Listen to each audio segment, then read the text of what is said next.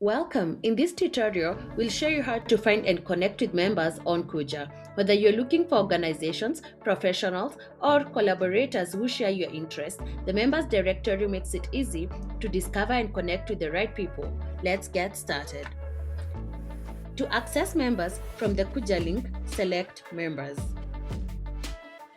To refine your search, start by using the search bar.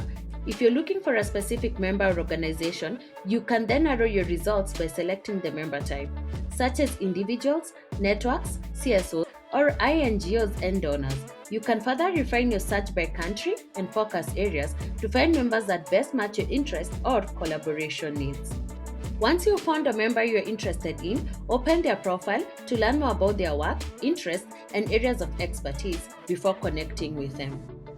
Congratulations! You now know how to find and explore member profiles on Kuja. Connecting with the right people can open doors to new ideas, partnerships, and opportunities for collaboration. Thank you for watching, and be sure to explore our other Kuja tutorials to make the most of your Kuja experience.